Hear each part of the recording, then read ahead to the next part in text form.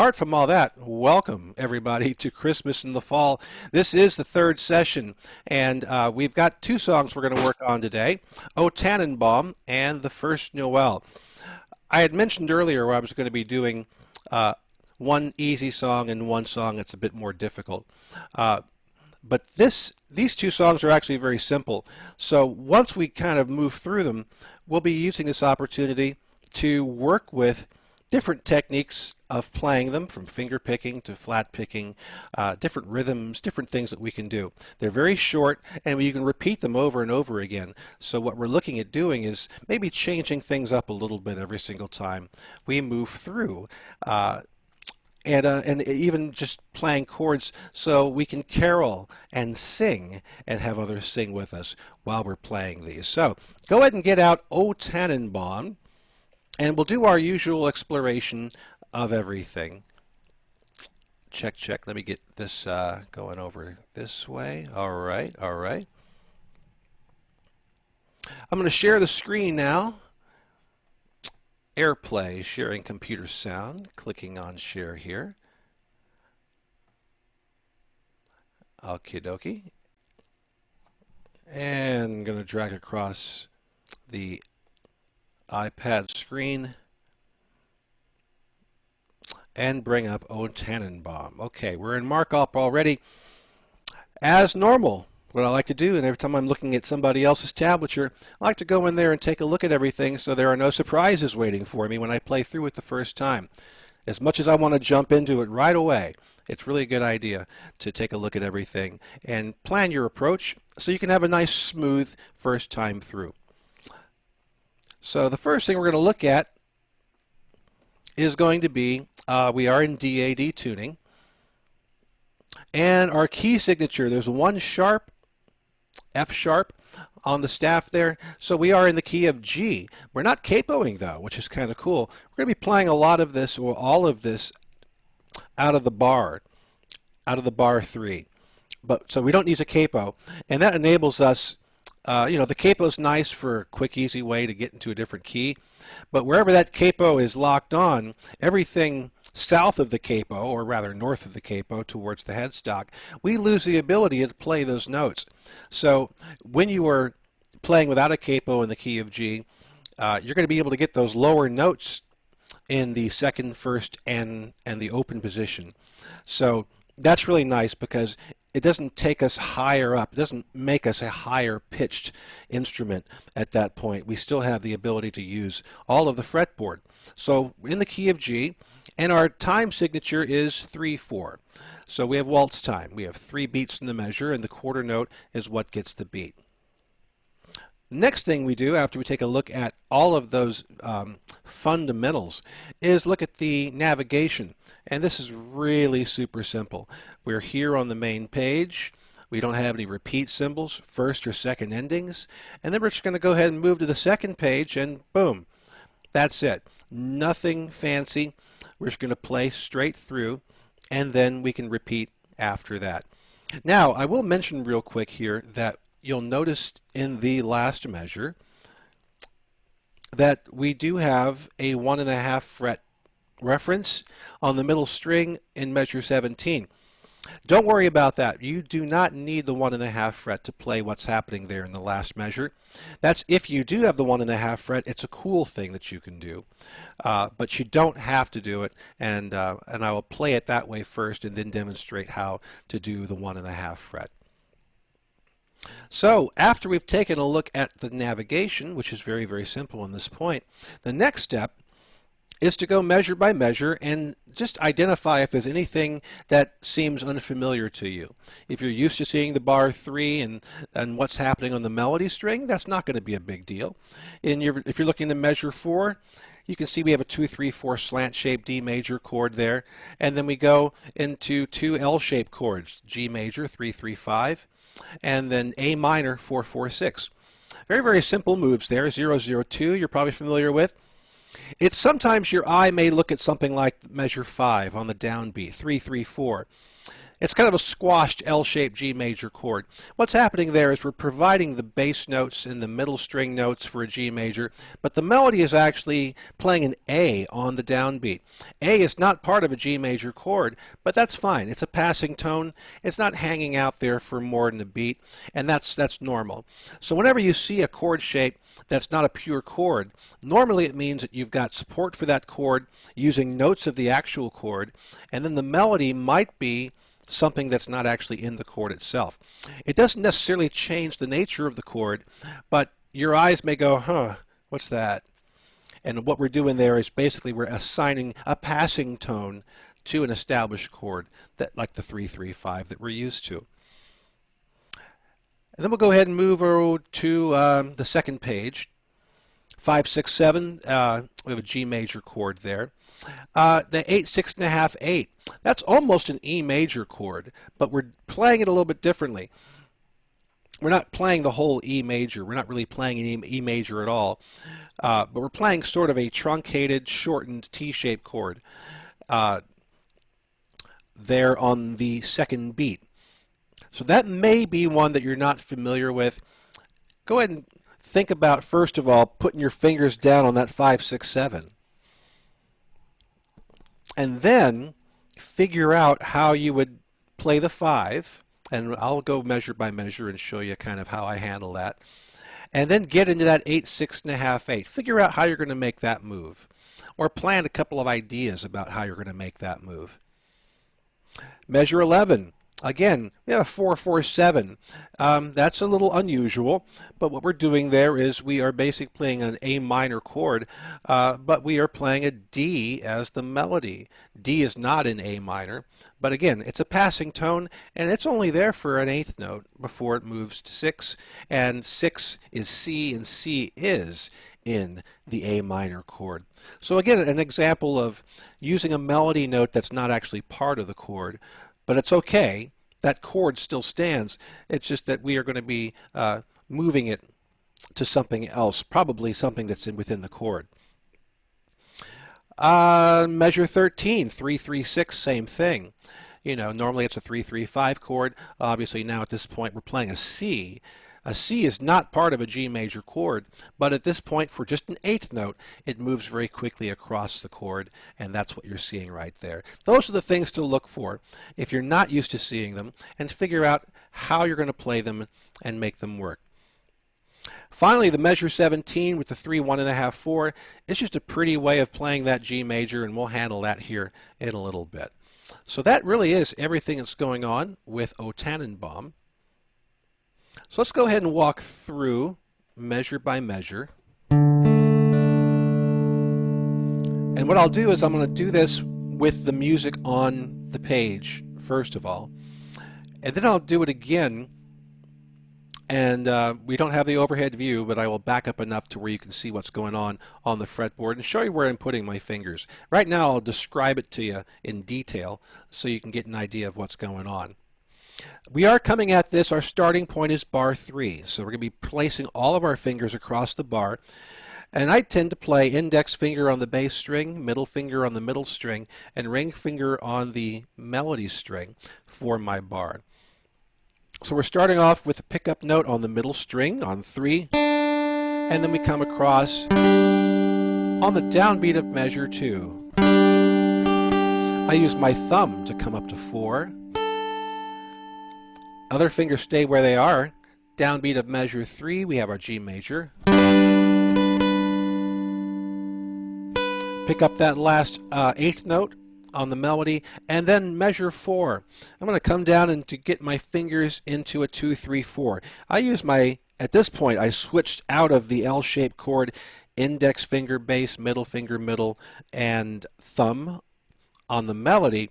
And I've switched into my grip that I like to use for 2, 3, 4 a lot, which is middle finger bass, 2nd fret, index finger, middle string, 3rd fret, thumb, melody string on the 4th fret. Requires a hopping off of the string, but I'd rather do that than use a different configuration. It just seems more comfortable to me. But whatever's going to work for you, ideally go for that, because the idea here is just to make it happen as opposed to what somebody tells you you should be doing. So we get to that 2, 3, 4. Then I go back into my group for 3, 3, 5. And just slide the 3, 3, 5 up to 4, 4, 6. Now take note, when you play your 4, 4, 6, take note of what finger you've got on the melody string. Because the very next thing that's going to happen is we're going to hit that 2 on the melody string. We're going to take our fingers off the bass and on the middle string. So instead of doing finger switcheroo, whatever finger's on the melody string when you're playing the 4, 4, 6, just slide it from 6 down to 2. So I've got my ring finger on 4. So I'm thinking of 2, 3, 4.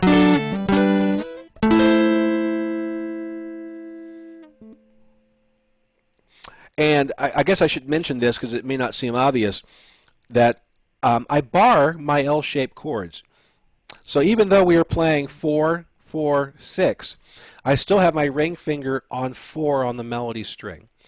And that just is a habit, because so many times when you're playing an L-shaped chord, the melody will move from 2 frets up to 1 fret up to where you've got the bar. So instead of having to throw that ring finger in there super quick, if you always have that bar going, then all you have to do is lift your finger up, and that note is right under your fingertips. And so that's why it's going to be easy at this point, if you've got your ring finger on the melody string and barring that 4, 4, 6, is simply to move that finger down from 4 to 2. And no other motions needed. Then you can slide your finger up to 3, drop in the rest of the fingers at bar 3, put your thumb down at 4,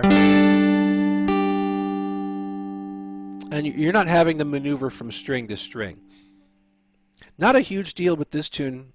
It's ballady for sure, but you can do a lot of accents on this and staccato movements that sound really good. The way people tend to play this tune and articulate this tune will make it work out a lot. So you don't have to worry about it too much, but any smooth moves you can make, and anytime you can keep those fingers on the same strings without changing strings, is going to make things a lot smoother for you. All right, so then we repeat that thing again.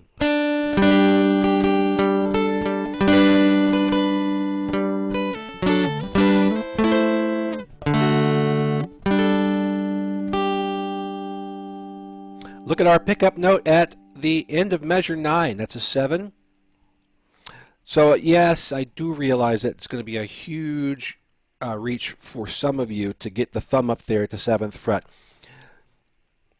What I like to point out is I kind of want to get you thinking less about the numbers and the tablature and more about what's actually happened with the tune. What chord are we playing? What melody note are we playing? Where are we going? So that you can make some changes if you ever run across this situation in the wild, so to speak. We're coming from basically a G major chord, a 3, 3, 5, 3, 3, 4. Then we got this 7. So if you're trying to hold on to the bar at the 3rd fret and you can't reach your note, your finger up or your thumb up to get that 7th fret, bear in mind that what we're doing there is we're still playing a G major chord. So you think about what G major chord would actually include the 7th on the melody string, and that would be a 5, 6, 7. So if you were having a trouble reaching from the bar 3 to get your thumb up to 7, at that point when you go to 7, take your fingers off of the 3rd fret and put them at 5, 6. So you can go.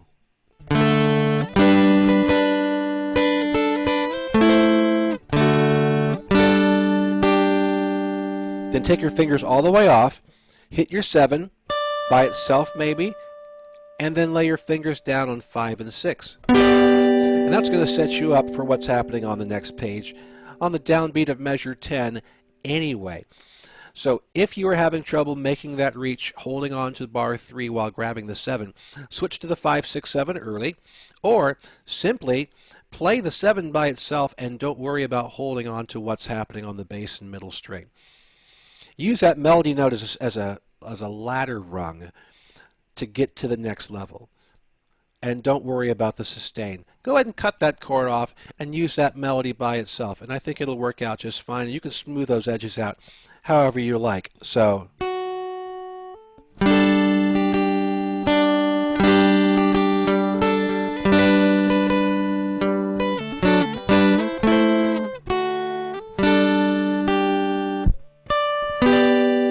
see how I just popped that 7 in there by itself? So you don't have to have anything sustaining behind it. Use the pickup note as its own thing, and then bring in that 5-6-7 or the 5-6 on the downbeat of 10. It's at this point with the 5-6-7 that I do bring my ring finger in at the 5th fret on the melody string. So all I got to do is pick up my thumb off of the 7 on the melody, and there is that next melody note. At this point, I'm going to switch fingers and get into this the modified T shape for the 8, 6.5, 8. I've got my index finger on the bass string at the 8th fret, my ring finger on the 6.5 fret middle string, and my thumb at the 8th fret on the melody string. Again, these are suggested fingers. Whatever fingers you want to use are perfectly fine, whatever's going to make you comfortable or give you the best coverage and best reach. It is a bit of a finger switcheroo, and so you can cut those chords a bit short. Stylistically, they'll give you a chance to get where you need to go. Let me come from this thing again.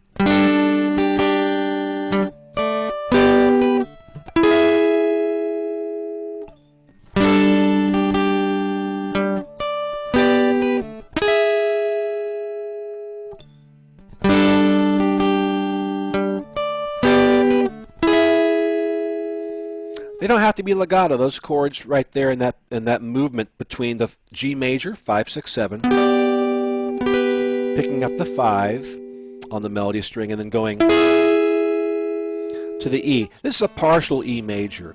We're not playing all of it, but we're playing 2 of the notes of E major at this point. So you can hop that in there pretty good.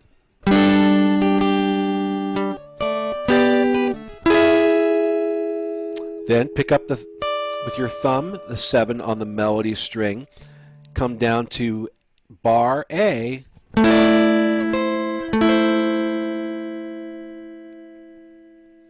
then hit your 6 again, and then you can let go of the bass and middle string. Ah, yes. Then come down in bar 3.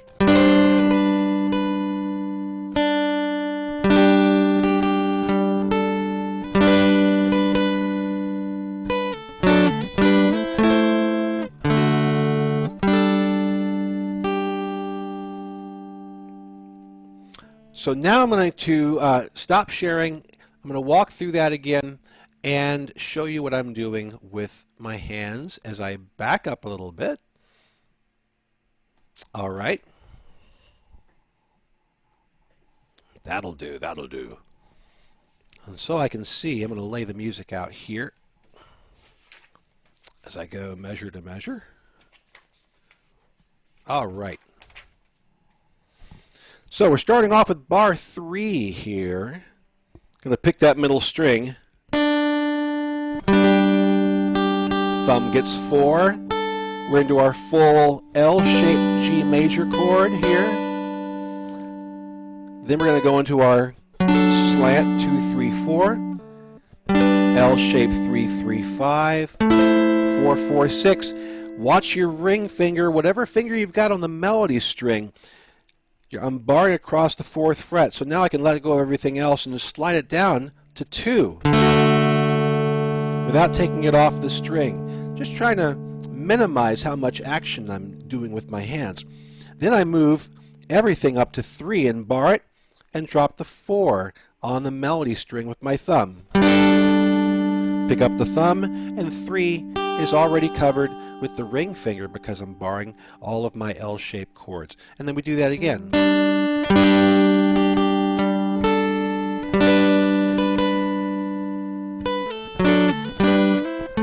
easy to slide that L shape up.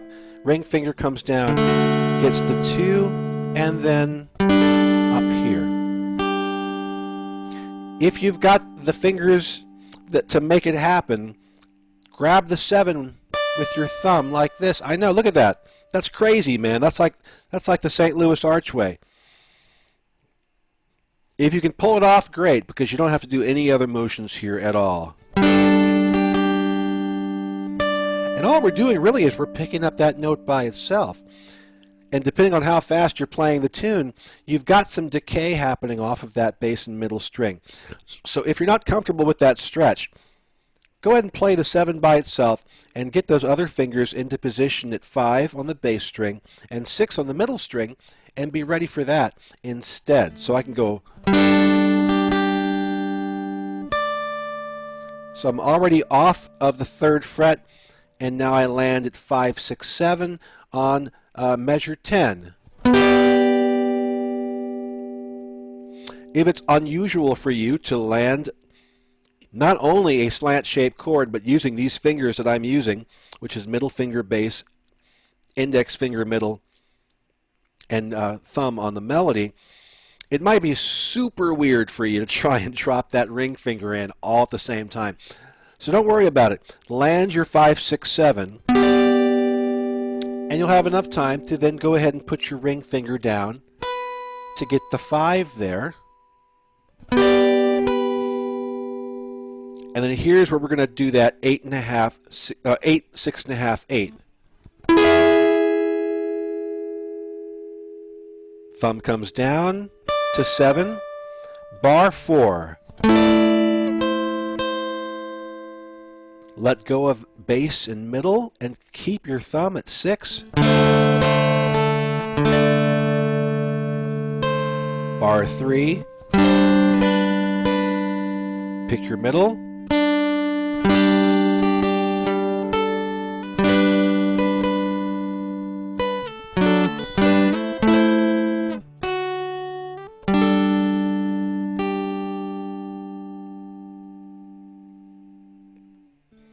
All right, those are the motions. And before I go any further, anybody have any questions on the finger placement and navigation and moving through? Oh, Tannenbaum.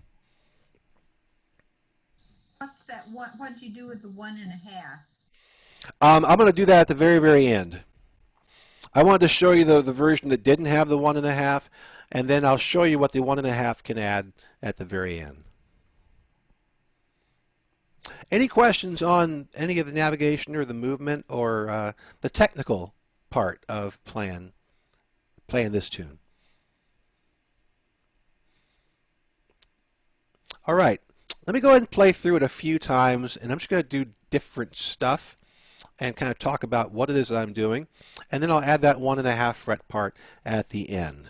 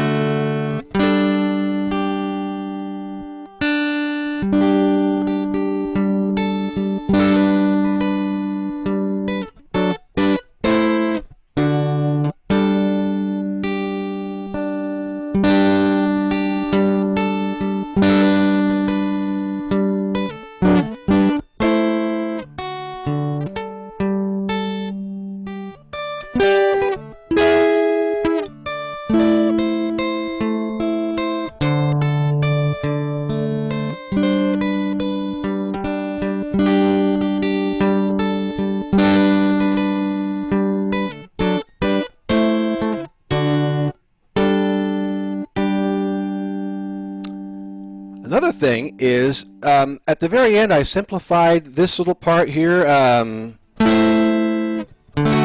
going down to 0, 0, 2, and then doing the 3-3-4 to 3-3-3. But if you want to put some more texture and some more body into that D major chord, you can do this. Coming down from the A minor 4-4-6. So let's start from measure 16, for example.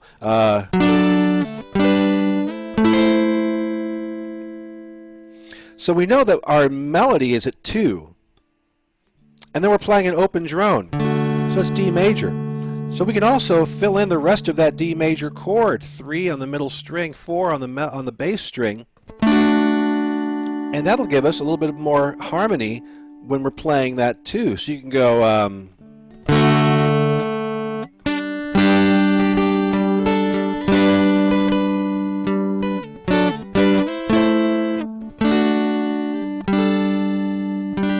that's a little extra, a little more fullness going on there. And what I'm doing with that is I'm coming from the A minor, and with A minor 4-4-6, notice that with this bar chord I'm barring at the 4th fret. My index finger is at the 4th fret right now, and that's going to remain at the 4th fret. So all I got to do from there is pivot on my index finger and move my other 2 fingers down to 3 and 2. So I don't even have to move my hand. I just have to kind of swivel it into place. And then I can move my index finger down to 3, move my ring finger from 2 up to 3, and then drop my thumb down there.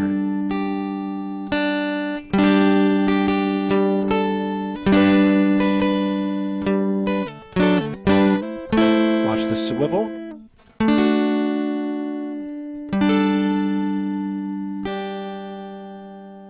The least amount of motion you can make is the best. That just, trying to conserve activity and be as fluent as possible. That final thing going on there with the 1.5 fret is kind of pretty.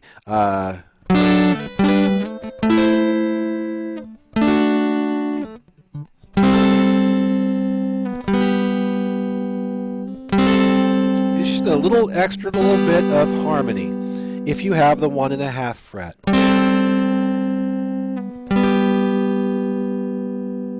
But if you don't have the 1.5 fret, it still sounds cool to go.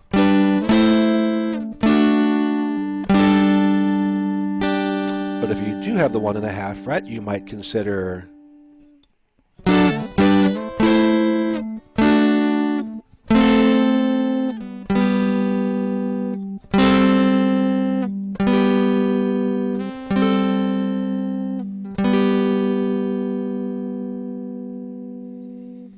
and that's what that's all about. Again, I didn't want to teach a lot of 1.5 fret stuff because I know a lot of people do not have it. And you could probably work in that C, on the 6th fret somewhere with doing that. And one of the cool things about getting into chord theory and understanding where all these different notes and chords are is once you've played it from this tablature a few times, you can then say, the second or third time I play it through, I want to use some different chord voicings. I want to play them a little bit differently, find where that melody lives other places on the fretboard, and give some additional color and some different pitch arrangements so I could play it 5 or 6 times for different people and not have it sound the same way every single time. So be thinking about that. Think about where those chords are located, where those notes are located, and even if you don't have the 1.5 fret, you do have C at the 6th fret on the bass string and on the melody string as well. So I was playing this largely with the pick, but you'll notice at one time in the middle I came through and began using a finger picking style. Now even though I was largely doing a brush kind of a thing,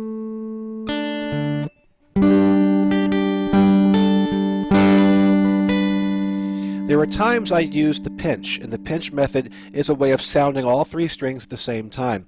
So if you're using the finger picking claw, it's thumb on the melody string, index finger on the middle string, middle finger on the bass string, and you get them right there all situated on those strings. And what will be happening is if you got your thumb pressing against the melody string away from you, index finger pulling the middle string in towards you, and the middle finger pulling the bass string in towards you. So if you pinch them together, bass and middle string will be coming towards you, and melody string will be going away from you, and you're squeezing them and pinching them together. So if you pinch them together and then pull up, you sound all three strings at once. And this gives you this really cool little staccato thing that happens at measure number 8 and also at measure number 16. I'll brush all the way up to that point, and then I'll use this pinching style to show you what that sounds like.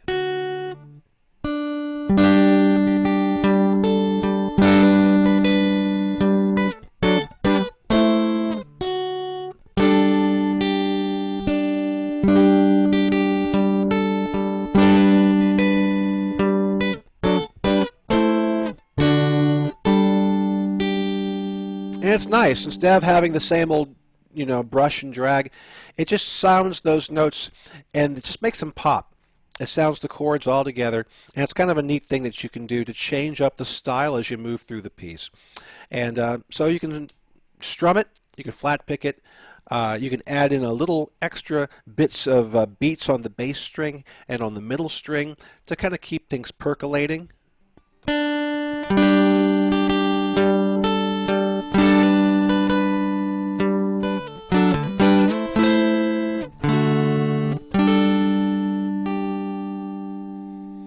And take your time with it. This is one of those lovely tunes that you can take your time with, play rubato, speed up, slow down. There are a number of different verses, and if you wanted to, you could simply just play the chords instead of playing the melody, and then play the melody in between verses for different people as they come along. So that is O Tannenbaum, a very simple arrangement, and one that I hope you'll be able to kind of play around with and get ready for the holiday season. Any questions at all on O Tannenbaum?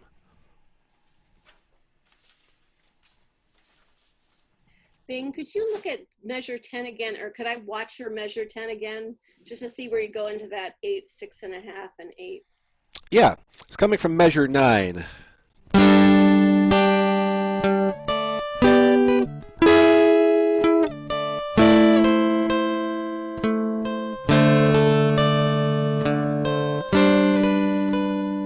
And then I'll do it again, and this time I'll do it from measure 6. Measure 6.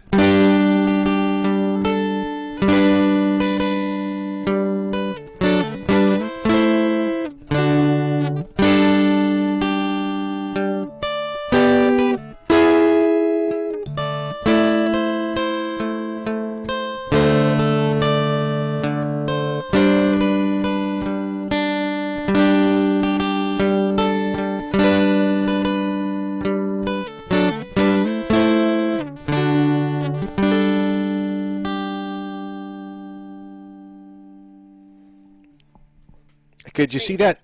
Could you see that okay? Yes, I could. Thank you. All right, good. I'm just broken up that we don't have the overhead camera. I'm so miffed at my technology right now, but every time you turn around, you just never know.